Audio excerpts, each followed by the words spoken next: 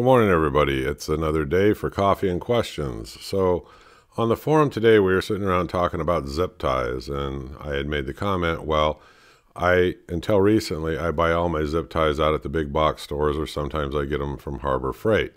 The problem that I have with them is they are what they are. They're cheap. So the weather takes its toll on them real fast.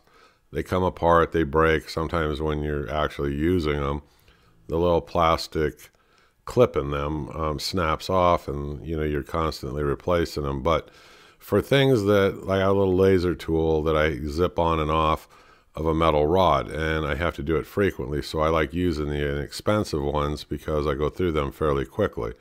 So I was watching a YouTube video a while back where a guy buys a certain brand of zip ties, and I thought, well, I'm going to start searching around, and I came across the ones I believe he was using. It's made by Thomas & Betts, and you can get them on Amazon. So I bought a package of them right here.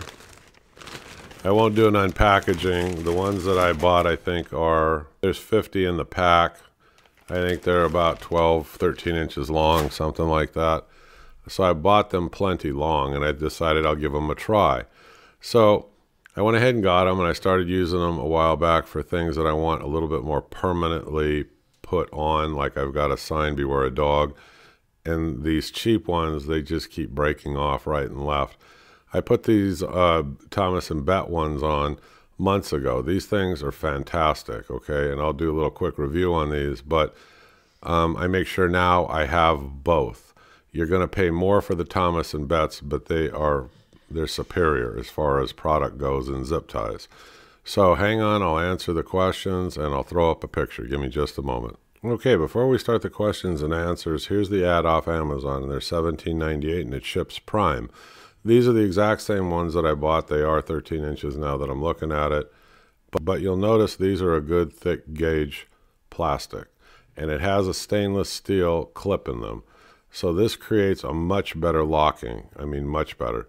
These are incredibly strong, and I have a friend who's an actual mechanic. He uses these like when he's tying like wire ties and stuff like that, and he's doing wiring, or he's wanting to secure wiring to something underneath the hood of a car or along a frame.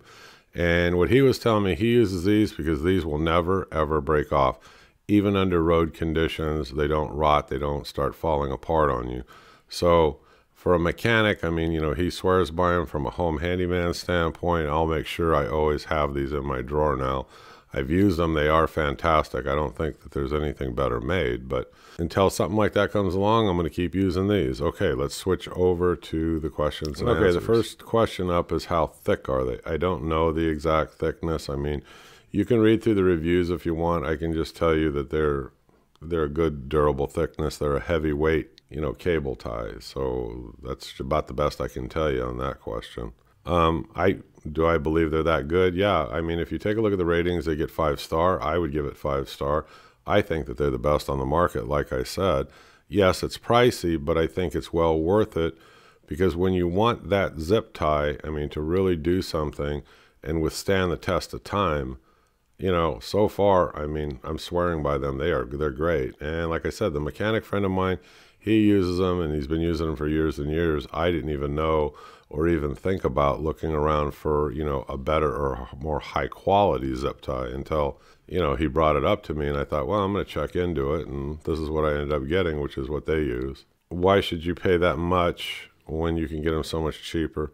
Yeah, you can, but if you don't mind replacing them continuously, they are what they are. They're a very cheap brand, and after you buy them several times or more, you would have already bought in one pack of these. So you're getting what you pay for, I guess, is the best way that I can answer your question. It's up to you.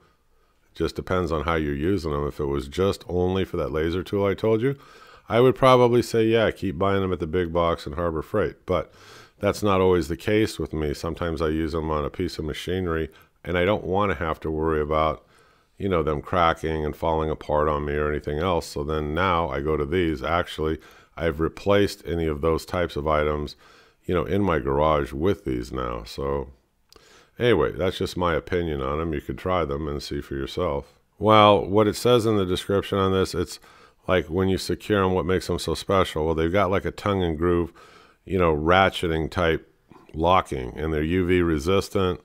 Like I said, they got the little stainless steel locking device in them. The temperature rating on these are anything from 40 degrees to 185, inflammable rating or whatever. I don't worry about that. I mean, but I read it in one of the comments and I thought, okay, I guess it's kind of interesting to note, but it's not something that I pay attention to.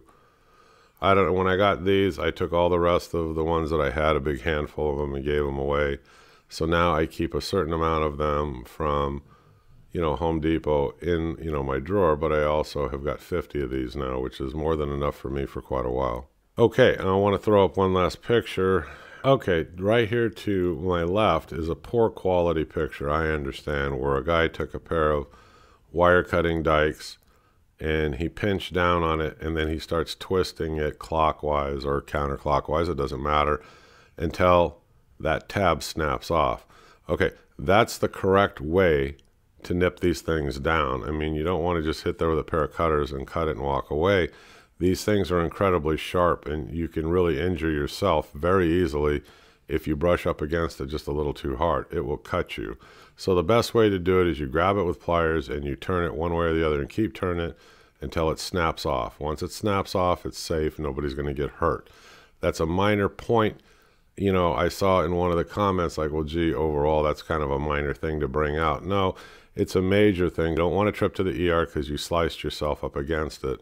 It has happened. It's happened frequently because people just think, well, I just take a pair of cutters, clip them, and go about my way. And that's not the safest way to do it. And it only takes you the same amount of time. Grab them, twist them, do it the right way, do it the safe way.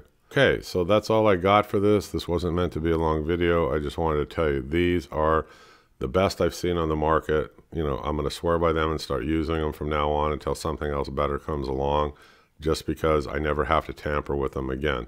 Okay, this is the Home Handyman. Remember, do this safely. Use your pliers, twist them until they snap off. Have a good day, folks. Click subscribe. I'll see you on the next video, and thank you very much for watching. Bye-bye.